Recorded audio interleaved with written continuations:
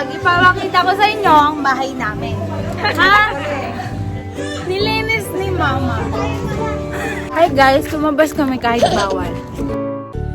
Closed doors, I'm a fool for your love.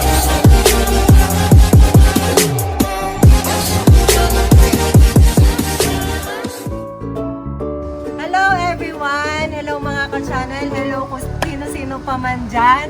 No, so I'm Coach Lani Ramos, Hall of Famer po ng Telepreneur Corporation 2018 to 2019. So our today's vlog is house tour po para sa aking bahay. Syempre, so itutour ko po kayo sa aking munting bahay. So napakasimple lang po ng bahay namin. Pero proud to say no, na Katas Networking po at Katas TPC po ito. And para po ma-inspire kayo na dating sales lady, ngayon may sarili na pong bahay at lupa at dalawang sasakyan. So with that po, ipapakita ko na po sa inyo ang aking bahay.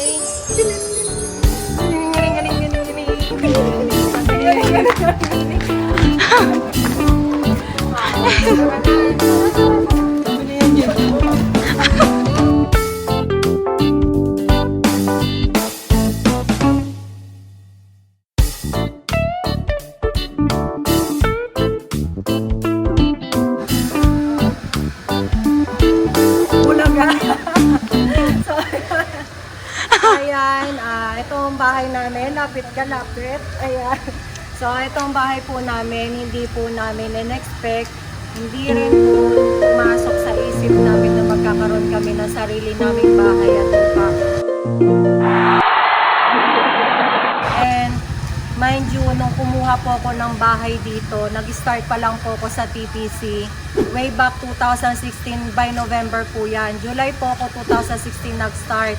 November po, nag-decide po ako kumuha ng bahay, pero hindi po corner lot. Ang gusto ko lang po is at ang dapat po talaga na bahay namin is doon sa likod, yung inner lot lang po talaga siya dapat. Pero nung kumita po ako ng malaki sa TPC, nag-decide po ako na kumuha ng mas malaki. So ito po, bali nung hindi ko na alam sasabihin ko. Basta mag-start na nga tayo, tara na. So, ayan. Pakita mo yung irarasyon. Meron po kaming rasyon ngayon from our kapitan dito sa aming barangay. So, ayan. So, dito yung maliit nga lang siya yung parking area. So, ito po yung pinaka-huli namin binili sa sasakyan, motor. No, Honda, ano nga to Kuya Sepo? Honda Click. Honda Click, color white sana. Kasi gusto ko talaga sa sasakyan is color white. Yung Montero tsaka yung Civic, color white pareho. Ito lang na iba. Kasi nung bumili kami ni Brian, yung color white wala. Kaya red na lang. Kasi maswerte sa maswerte kasi ang kulay na to sa negosyo. White, red, tsaka yung mga blue ganyan. So, ayan, syempre, pati yung sasakyan ni Yen Raptor. dahil dream car namin ni Brian ang Raptor, si Yen muna. Si Yen ang may Raptor. So, nakaano siya. Si Snoopy, hello Snoopy. Aso namin mula nung nandun pa kami nakikipisan kami sa piyanan ko. Ilang taon ka na ate? 13. 14 years. 14 years na si Snoopy. So, nung pinagbubuntis ko yung pangalay ko, ayan, tuta pa nun si Yen.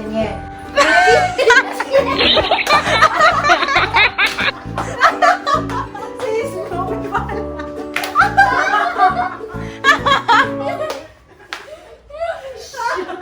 Go. So, game na. So, dito po tayo sa aming, ano man tawag dito, lanay area, natambakan.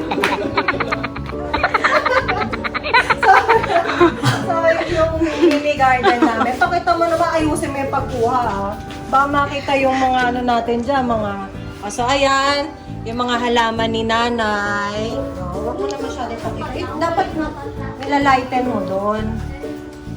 Ulitin mo ulit. Lighten mo. Ayan, diba? Kanina ang dilim eh. Ayan. So, ayan. Tapos dito,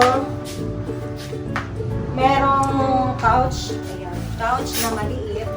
Pagka gusto mo mag-coffee, yaya coffee. So ayan, pagka naiisip mo, pag nami-visit ako kay Brian, dito ako nang pupunta. Medyo ko lang. So ito, coffee area. So yan siya, and then, lugtong siya dito sa aming dining area. Pero hindi tayo dito papasok, dito tayo sa kabila. Okay, pasok na tayo. So, charan! Kailangan si Hana. So, pamangkin ko. So, since mapapansin nyo yung bahay namin is combination color ng gray, white, and black. Kasi yun nasabi ko dun sa architect na gumawa nitong bahay. So, pasok na po tayo sa aming munting bahay. Ay. Ayan. So, dito muna tayo sa area na to. Pagpasok mo, makikita mo merong cabinet. No? So, yung cabinet is lagayan ng mga shoes. Yan. Shoes, tambakan na rin. Yan. Mga shoes, mga sabon, tsinelas, and all, dyan nakalagay. So, hindi ko na po isa-isa yun. So, para hindi siya hindi makalat tingnan, magtsinelas muna ako.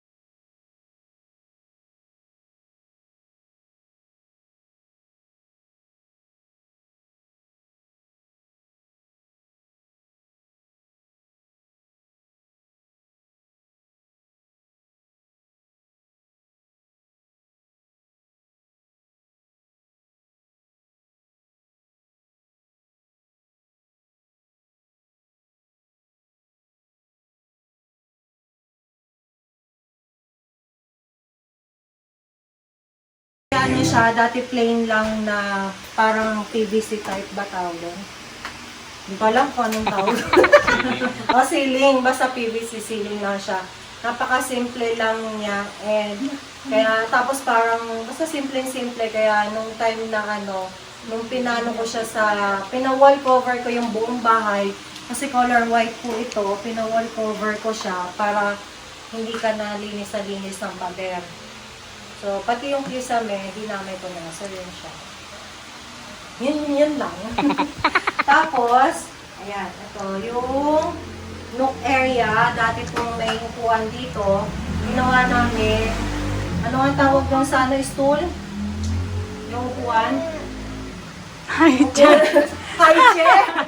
Yung high chair. Inakyat na namin sa taas. High chair, kaya yan yung high chair. Kaya nga. So, ayan yung upuan dito na stool na dalawa. Inakyat namin sa TV room namin. So, dati kasi wala kaming TV room. Meron na kaming, tawag dito, terrace. Ginawa namin siyang TV room kasi sayang yung area. So, ano na lang siya? Harang lang. Pang-TikTok area to ng pang-TikTok ni Ate Isha at saka ni Hana. At saka ni Yen. Hindi ko sila napitiktok kasi yung ilaw nakakaganda. So, mag-hi ka kay nanay. Ito si nanay. Andoon. Galan po. Tapos na siya maligaw. Tapos ito, yung kitchen area namin. Wala kaming dirty kitchen kasi maliit lang po yung bahay namin. So, ayan, yung... Yan, kitchen. Dito sila dito. And then, ayan. Sink. Tama ba ako, nanay? Tawag ito? Kitchen sink. Oh, kitchen sink. Tapos si nanay, maglalaban na naman. So, dito naman yung laundry area namin. So, ang tagos nito, papuntang dining. Meron din tagos dito, papuntang dining. So, ito po yung dining area namin. Ayan. Pataas. So, ayan. Hello. Ayan. So, yun yung lagusan niya papuntang. Yung tawag doon. Lanay ba tawag doon, nanay? So, yun, lanay. So, ayan. Tapos, high chernihin. And then, yung ref namin dito nakalagay. So, ayan. Ang init. In fairness. So, ayan. Dito kami sabay-sabay kumakain. Pero si Yen Yen, ayaw na niya mag-high chair. Doon siya sa may living area kumakain. So, pag ganun pa siya. Ayan. So, tara. Aakyat naman tayo. So, sa taas naman tayo. Habang nagbubuhat or nag-gym si Brian, ano bang tawag doon? Gym exercise. Habang nag-exercise si Brian, gugulatin natin siya. Nag-workout pala. Ayan. So, dito, mga shoes ni Yen.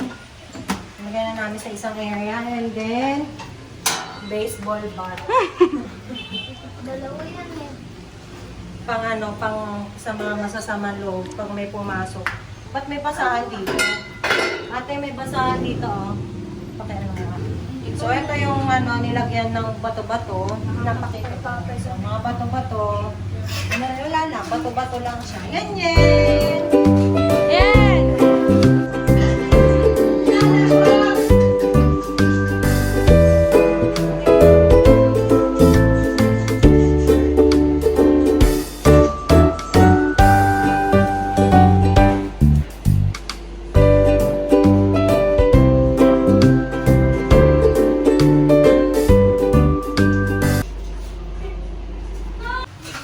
So, ayan. Dito na tayo sa taas. So, pakita ko sa iyo. Ayan. Kundi yung isa. Papalitan natin kay Kuya Seth mo. Tara.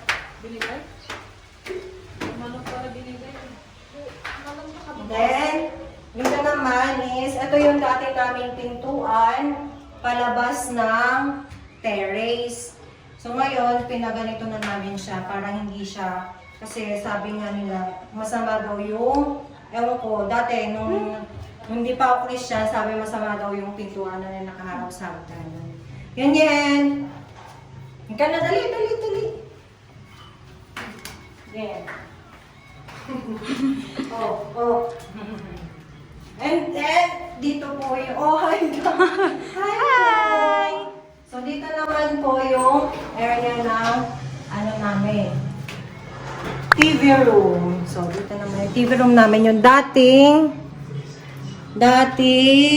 sandali. Dati namin terrace, naman, tawag dito, pinagawa namin TV room. Hello, Papa.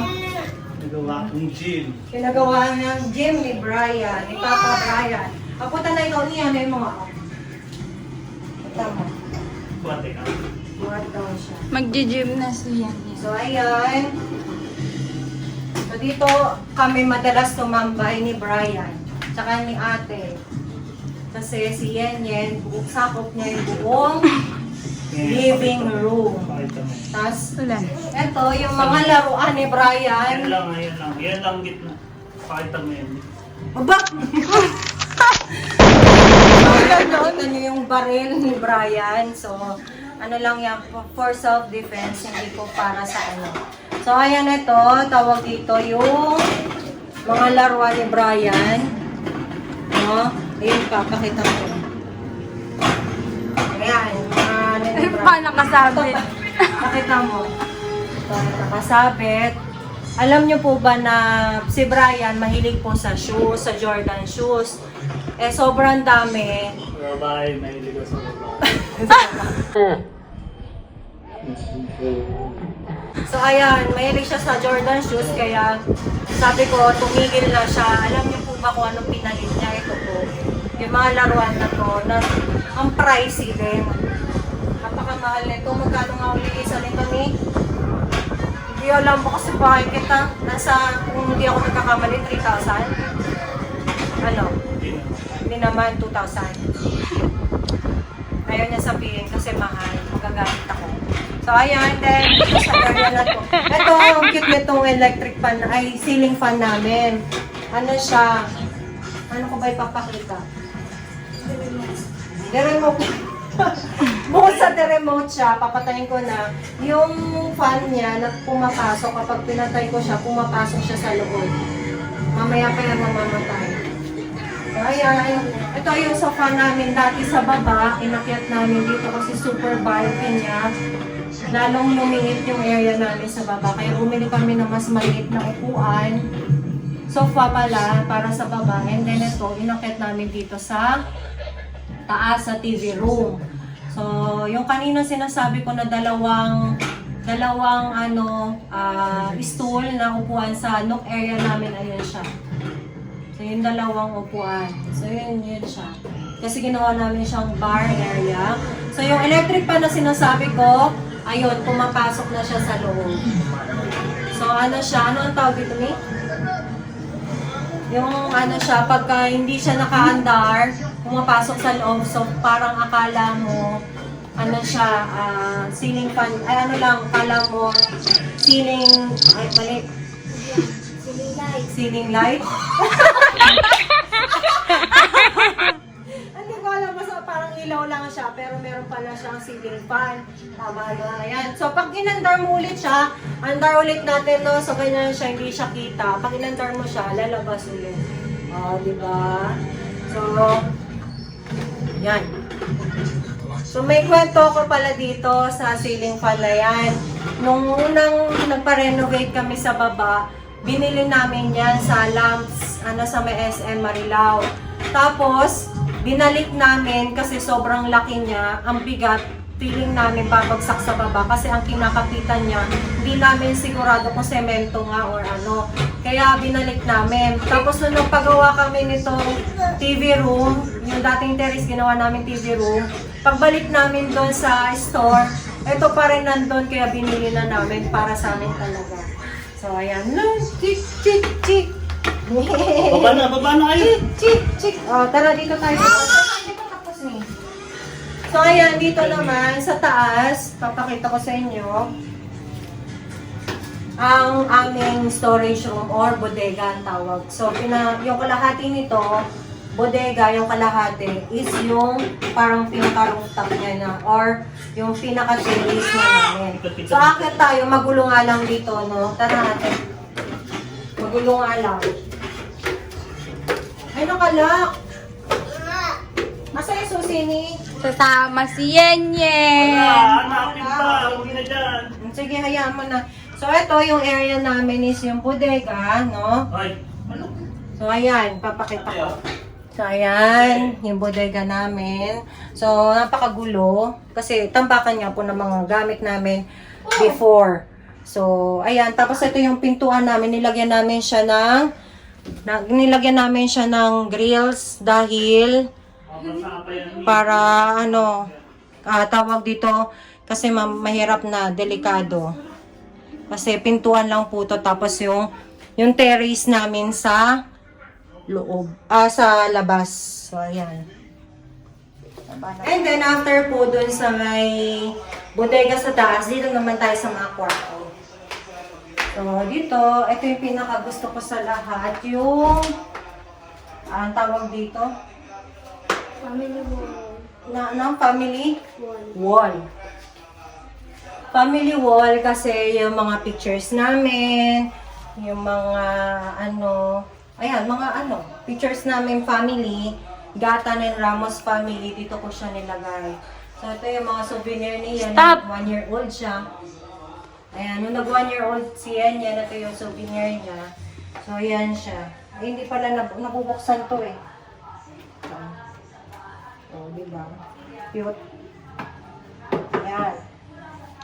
So, ayan siya. Tapos yung mga toys na naman ni Brian. Parang bata. And then, kwarto ni Ate Isha. Buti na lang medyo inayos ko. Kwarto ni Ate Isha. Doon na ikaw. Ate, ano mo? Huwag mo na kumain. Yan. Ang gulo, di ba? Ang gulo ng kwarto ni Ate. And then, kwarto ni Yen. Magulo. Huwag mo na lang masyadong So, magulo siya. So, kwarto ng biyanan ko, mga biyanan ko, dyan sila natutulog. Napakita mo ba? Napakita mo? So, ayan. And then, yung master bedroom. Pinaka-last, ang kwarto ko. So, ayan. And then, may CR ako. Ayan.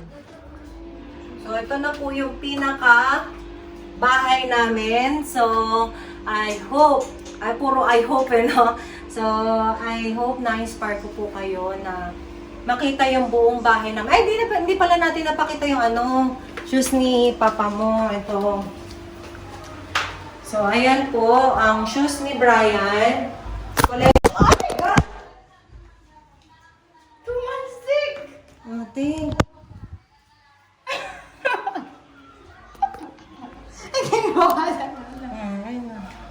Ulit. No? So, collection ni Brian ng mga shoes. Jordan shoes. No? Niya yan, ulit siya yan.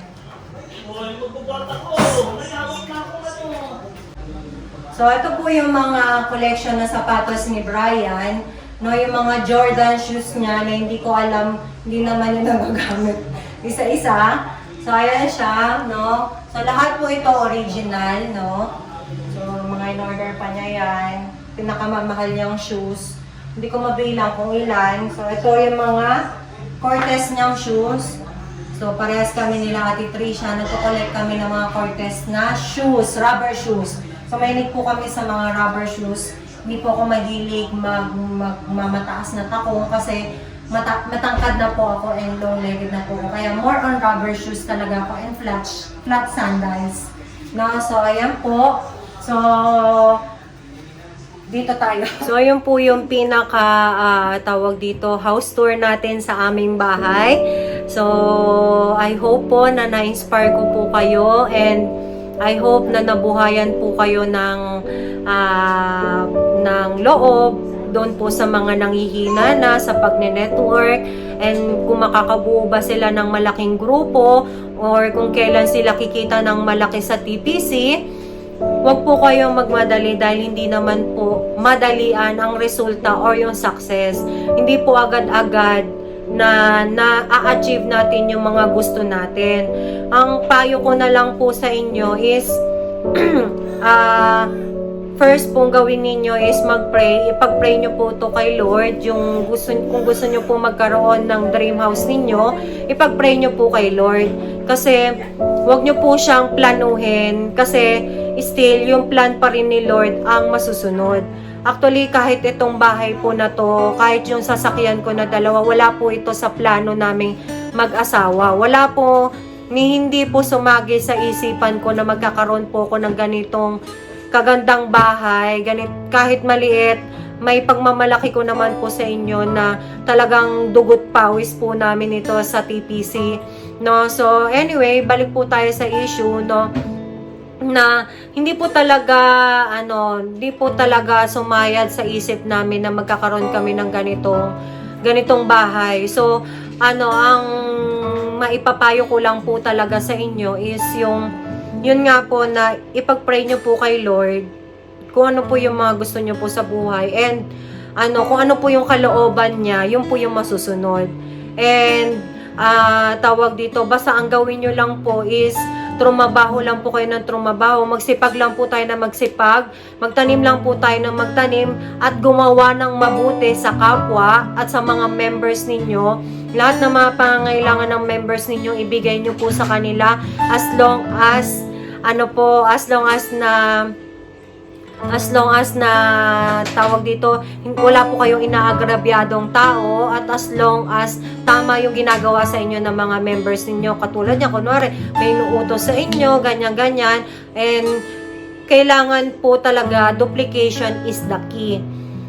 So, ibig ko sabihin, hindi po lalaki ang grupo ninyo, hindi po lalaki ang income ninyo kung hindi po kayo na-duplicate ng members ninyo. So, hindi po paramihan ang napasali dito.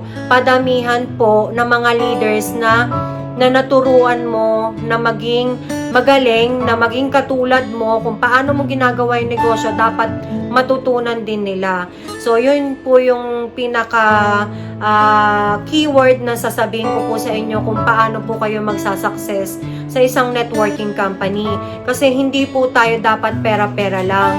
Kasi kapag pera-pera lang po tayo, wala po tayong desire ng heart na tumulong, yung pera po, na kinita nyo po ngayon, whether kahit gaano kalaki pa po yan, mabilis lang din pong mawawala ang pera ninyo.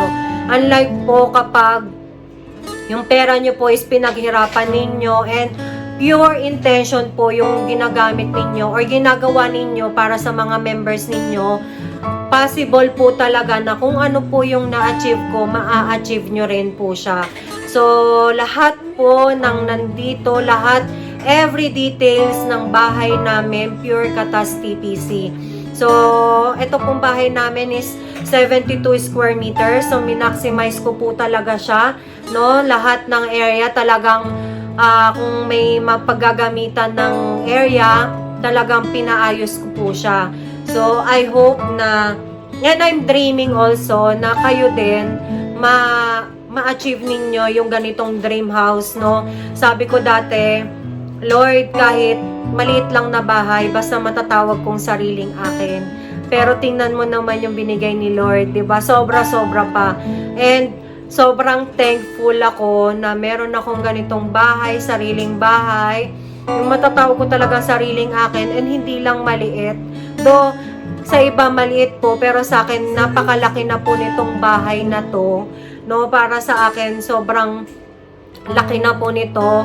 And I'm praying also kasi sa sobrang laki po ng pamilya ko, and I'm praying also na mabigyan sana din ako ni Lord na I claim it na rin po, na mabigyan ako ng another house pa para naman na mas malaki, no, para ma-accommodate po lahat halos ng mga kamag-anak ko every time po napapasyal sila sa amin or matutulog sila sa amin, magstay sila sa amin. Kasi, honestly po talaga, ako po yung type ng person na gusto ko marami sa loob ng bahay. Ako po kasi yung tipo na gusto ko magulo, gusto ko, maingay, gusto ko masaya. Yun yung gusto ko talaga. Kaya, nagtataka sila bakit pag pumupunta dito sa bayan, dami namin dito. Yun po yung gusto ko. Honestly, ang saya-saya ko po kapag marami kami dito sa bahay. Actually, dapat kami nga lang po talaga ng anak ko, ng asawa ko, 4 lang po kami dapat dito. Pero, lagi kong pinapapunta yung mga kuya ni Brian, lagi namin sila pinapapunta dito, yung mga kapatid ko. Kasi, iba pa rin po talaga kapag yung nakasanayan mo na lagi kayo magkakasama, ang saya, magpo-food trip kayo, magtatawanan, magkakainisan, magkakasigawan, mapapagtripan, no? So talagang, yun po talaga yung nakasanayan ko. And yun ang gusto ko talaga. Kasi mula maliit ako, pinalaki kami ng parents ko na talagang malaki yung pamilya, no? Kaya talagang hindi ako sanay na kami lang. Kasi parang feeling ko ang empty. Ang feeling ko hindi masaya, hindi maingay. So gusto ko talaga yung maraming tao sa loob ng bahay, no? And ang masarap kasi doon, maraming nagluluto. So mahilig po kasi kami talaga sa kainan.